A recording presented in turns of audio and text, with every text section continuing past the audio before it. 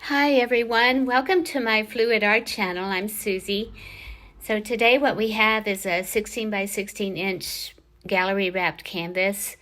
I love working on this size. It's a good size to work on. And I have 6 colors: magenta, lime green, gold, a light blue, a deep purple, and a ultramarine blue mixed with a little black.